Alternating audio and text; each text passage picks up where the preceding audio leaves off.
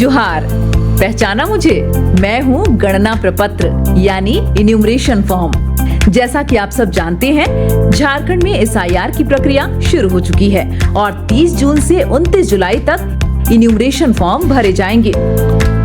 तो इसी दौरान मैं यानी इन्यूमरेशन फॉर्म आऊंगी आपके घर, वो भी डबल रोल में। नहीं, फॉर्म देखकर घबराने की जरूरत नहीं है, क्योंकि इस फॉर्म को भरना बेहद आसान है। तो चलिए अब मैं आपको बताती हूँ कि आप कैसे बिल्कुल आसानी के साथ अपना इन्यूमरेशन फॉर्म भर सकते हैं। मेरे सबसे ऊपर लिखा है मुझे आपके घर पहुँचाने वाली यानी आपकी BLO का नाम और मोबाइल नंबर। अब सबसे पहले आप मुझे 4 भागों में बांट सकते हैं, ऐसे।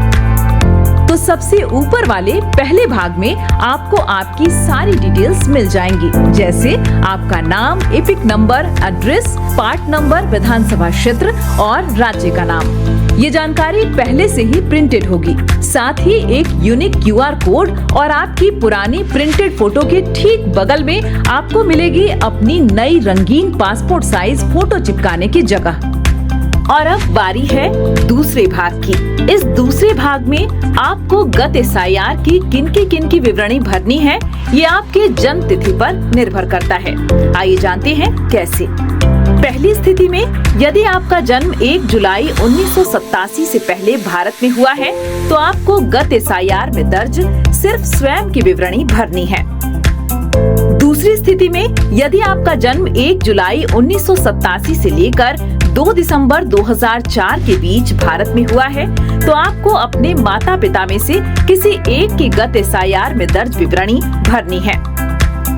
तीसरी स्थिति में यदि आपका जन्म 2 दिसंबर 2004 के बाद भारत में हुआ है, तो आपको अपने माता और पिता दोनों के गत SIR में दर्ज विवरणी भरनी होंगी।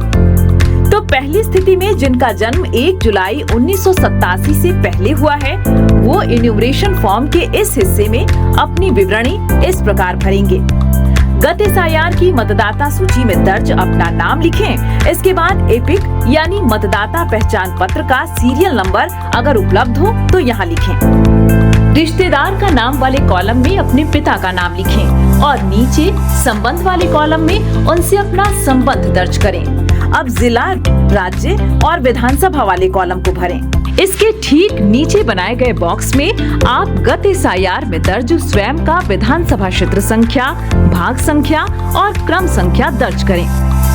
अब दूसरी स्थिति में यदि आपका जन्म 1 जुलाई 1987 से लेकर 2 दिसंबर 2004 के बीच हुआ है, तो आप फॉर्म के दूसरे भाग के दाएं वाले हिस्से में अपने माता या पिता के गत SIR में दर्ज विवरणी इस प्रकार भरेंगे।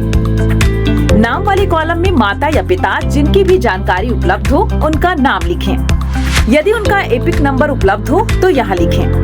अब तीसरे कॉलम जहाँ रिश्तेदार का नाम लिखना है, वहाँ ऊपर नाम वाले कॉलम में जिनका नाम लिखा है उनके पिता का नाम लिखें। इसके नीचे वाले कॉलम में उनसे अपना संबंध लिखें। अब जिला, राज्य और विधानसभा वाले कॉलम को भरें।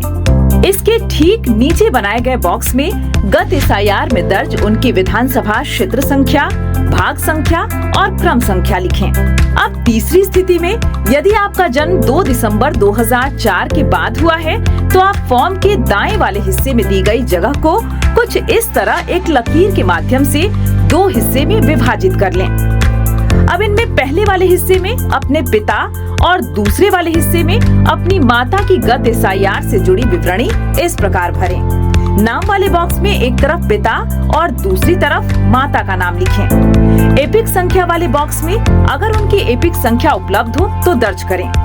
रिश्तेदार वाले नाम के बॉक्स में माता और पिता दोनों के ही पिता का नाम दर्ज करें। संबंध वाले बॉक्स में उनसे अपना संबंध दर्ज करें। इसके बाद जिला, राज्य और विधानसभा वाले बॉक्स को भरें।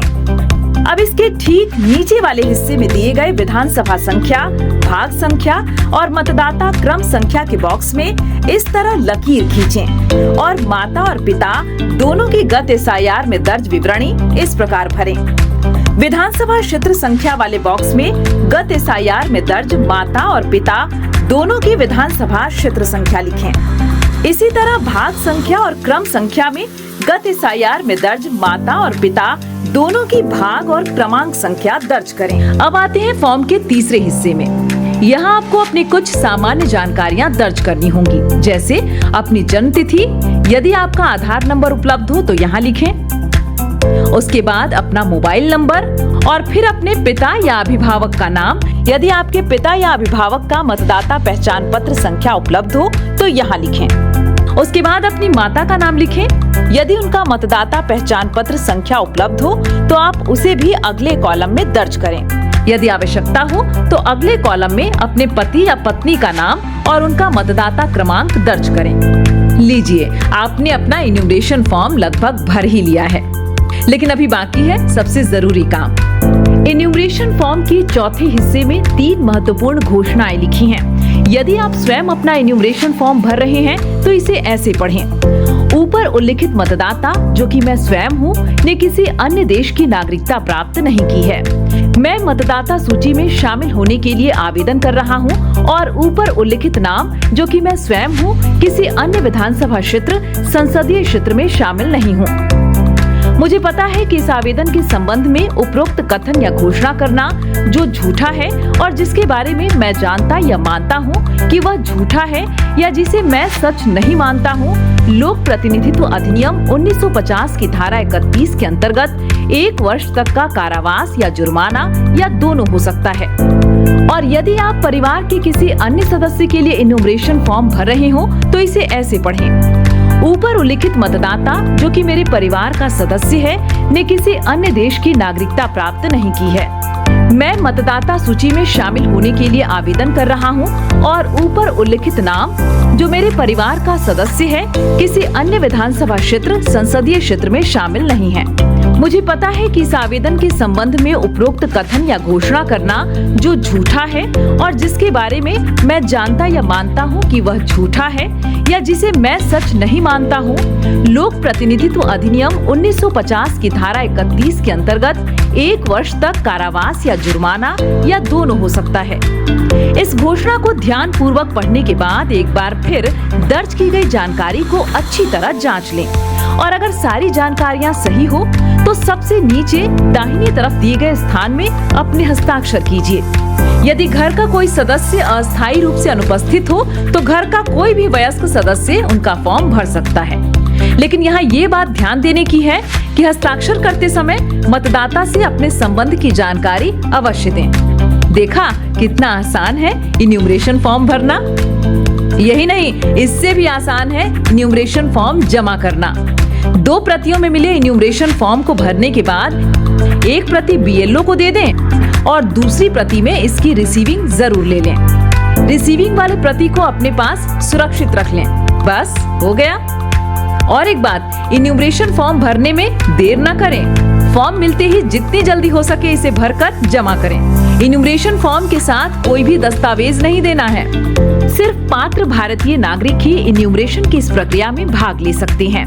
वैध अथवा अवैध रूप से भारत आए किसी विदेशी नागरिक का सत्य या मिथ्या जानकारी देना, रिक्त या आंशिक रूप से इन्यूमरेशन फॉर्म भरना या फॉर्म पर हस्ताक्षर करना जन प्रतिनिधित्व अधिनियम की धारा 31 के तहत एक दंडनीय अपराध है। अगर कोई भी विदेशी नागरिक भरा हुआ इन्यूमरेशन फॉर्म बीएलओ को व्यक्तिगत रूप से अथवा ऑनलाइन माध्यम से जमा करता है तो ईआरओ उस आवेदक के खिलाफ एफआईआर दर्ज करेंगे। विदेशी नागरिक इन्यूमरेशन फॉर्म न भरें और बिना हस्ताक्षर किए ही बीएलओ को तुरंत वापस करें।